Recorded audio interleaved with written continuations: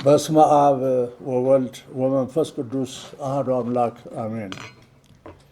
ሰዎች ሁሉ በአዳም እንደሚሞቱ ሁሉ በክርስቶስ ሕያዋን ይሆናሉ።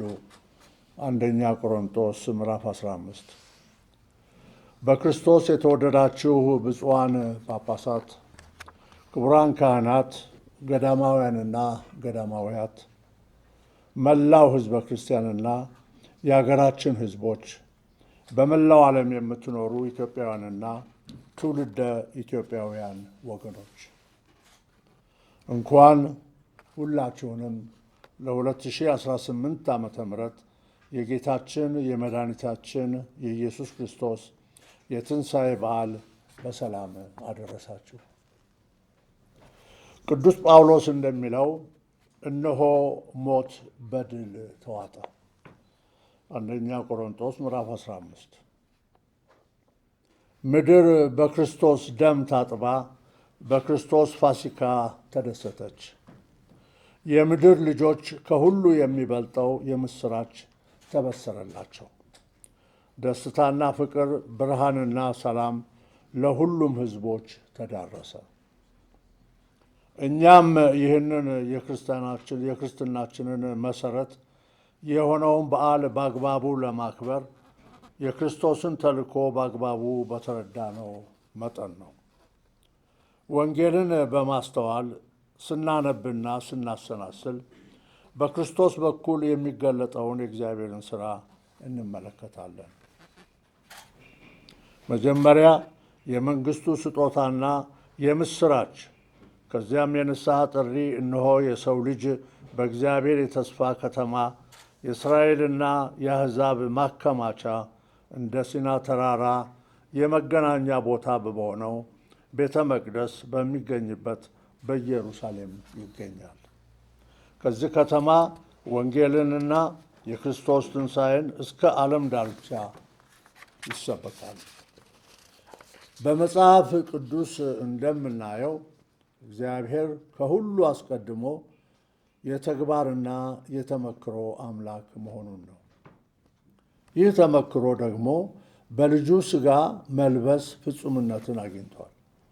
የክርስቶስ የትንሣኤው ምስጢር አንድን ሕዝብ ብቻ ሳይሆን የመላውን የሰው ልጅ ሕይወትን እንደሚመለከት የምንረዳው በወንጌልና በትንሣኤ የምሥራች ነው። ስቃይና ክብር፣ ሞትና ትንሣኤ፣ ድካምና ኃይል በወንጌል ፍጻሜን ሲያገኙ የምናየው በጌታችን በኢየሱስ ክርስቶስ ውስጥ ነው። ክርስቶስ ስለ ማንነቱ ሰዎች የሰውን ልጅ ማን ይሉታል እና እናንተስ እኔን ማን ትሉኛላችሁ ማቴዎስ 16 ብሎ ከጠየቃቸው ጊዜ ጀምሮ ደቀ መዛሙርቱ በጥርጣሬና በግራ መጋባት ውስጥ ነበሩ። ለመመለስ ድምፁን ከፍ አድርጎ የተናገረው ጴጥሮስ ብቻ ነበር። ነገር ግን የሕማማቱ መታወጅ አሳዘናቸው። ኢየሱስ አሰቃቂ ሞት እንዳይደርስበት ተመኙ። የመምህራቸውን መከራ እንዴት ሊቀበሉት ይችላሉ? ኢየሱስን መለየት ከባድ ሊሆን ቢችልም እስከ ኢየሩሳሌም መከተል ግን ይበልጥ ከባድ ነበር። ሆኖም ግን የራሱን ፈቃድ ትቶ የእርሱን ፈቃድ ለመፈለግ ተጉ። መስቀልን ተሸክሞ በመከተልና ያለ መስቀል ለመከተል በመሞከር መካከል መሰረታዊ ልዩነት አለ። ሰው ከመስቀልና ከመሞት ወደ ትንሣኤ ይሻገራል። ያለ መስቀል እርሱን ለመከተል መሞከር ለኢየሱስ ብቁ አለመሆን ነው። ይህም ሳይሞቱ ለመኖርና ለመነሳት መፈለግ ነው። ምንም አይነት አቋራጭ መንገድ የለም። ወደ እርሱ መድረስ የምንችለው በመስቀል በኩል ብቻ ነውና ክርስቶስን ስናዳምጠው ልክ እንደ ኤማሁስ ደቀ መዛሙርት ልባችን ይቃጠላል። በልግስና በመካፈል ስንኖር ዓይኖቻችን ይበራሉ። አዲሱ እረኛ ክርስቶስ በሕይወት ምድረ በዳ ሁሉ ይመራናል፣ ይጠብቀናል፣ ይመግበናል። እንደ ኤማውስ ደቀ መዛሙርት በፈተናዎች ውስጥ ልናልፍ እንችላለን። ነገር ግን በሕማማቱ ላይ ብቻ አንቆምም። የመንፈሳዊ ሕይወት በግል ፍጻሜ መጽናኛና ኅብረት ይሆነናል። እኛም እንደ መጀመሪያዎቹ የጌታ ደቀ መዛሙርት በሞቱና በትንሣኤው እንካፈላለን። በየዓመቱ የምናከብረው የትንሣኤ በዓል የጌታ ቀን፣ የድል ቀን በማለት እንጠራዋለን። በዓሉንም ስናከብር የጌታን ትንሣኤ ምስጢር ለመረዳት፣ ለመሳተፍና ለመኖር ነው። ከሁሉም በላይ ደግሞ የትንሣኤ በዓል የክርስቲያኖች የትንሣኤ ቀን ነው። ምክንያቱም የሃይማኖታችን መሠረት ነውና። በዚህ ቀን ብዙ ነገሮች ተከናውነዋል። በጌታችን ኢየሱስ ክርስቶስ ኃይል ኃጢአትና ሞት ድል ተነስተዋል። የመጀመሪያው አሮጌው በኃጢአት የተበከለው ፍጥረት ፍጻሜውን አግኝቶ አዲስ ፍጥረት በክርስቶስ ተጀምሯል። እኛም በዚህ በፋሲካ ቀን አዲሱን የዓለም መጀመሪያ ቀን እናስታውሳለን። የመጨረሻውንም ቀን በተስፋ እንጠባበቃለን። ይኸውም ጌታችን ኢየሱስ ክርስቶስ በክብር የሚመጣበት ቀን ነው።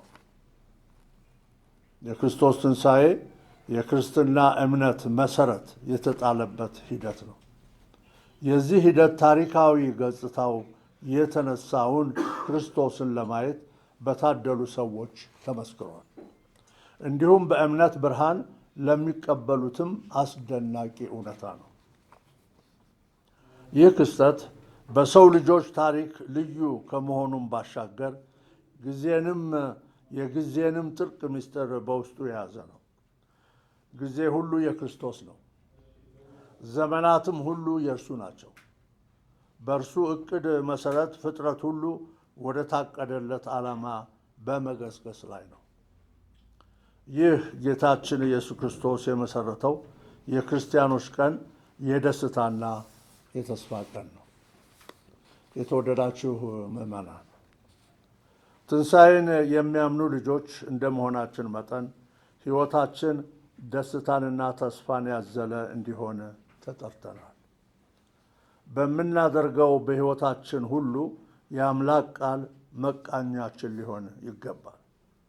የአምላክን ቃል የሚቋቋም ቅዱስ መንፈሱን የሚያሳዝን ከክርስትና ሕይወት ያልተስማማ ጥላቻን፣ መለያየትንና መገዳደልን ሁሉ እናስወግድ።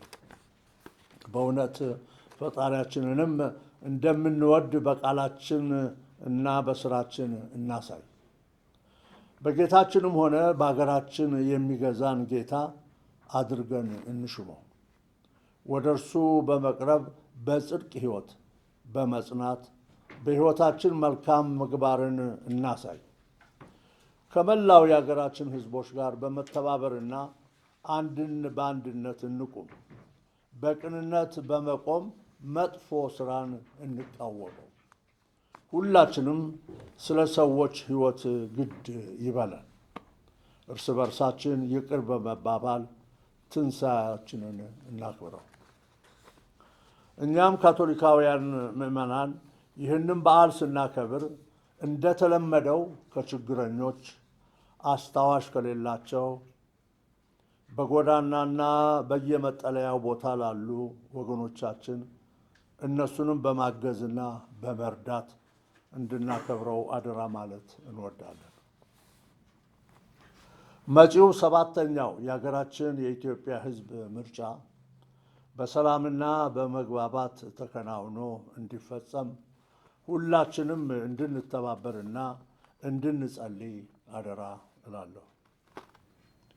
ርዕሰ ሊቃነ ጳጳሳት ፖፕ አቡነ ሌዮ 14ኛ ለሁላችንም በመጪው ቅዳሜ ስዑር በእኛ በፋሲካ ዋዜማ ስለ ዓለም ሰላም ሁሉ እንድንጸልይ አደራ ብለዋልና ሁላችንም በዛ ቀን ለዓለም ሰላም እንድንጸልይ አደራ ብለውናልና ከእሳቸው ጋር እንድንጸልይ አደራ እላለሁ።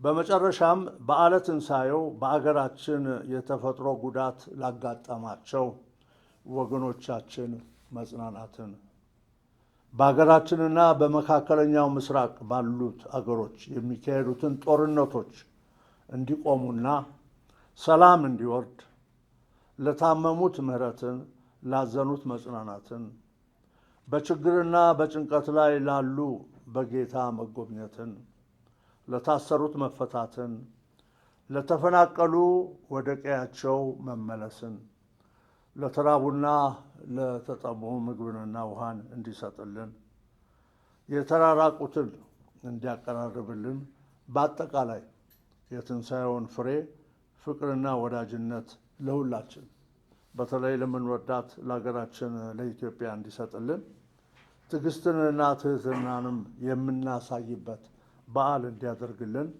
እመኛለሁ። መልካም የትንሣኤ በዓል። ልዑል እግዚአብሔር አገራችንን ይባርክልን፣ ይጠብቅልን። በስመ አብ ወወልድ ወመንፈስ ቅዱስ አሐዱ አምላክ አሜን።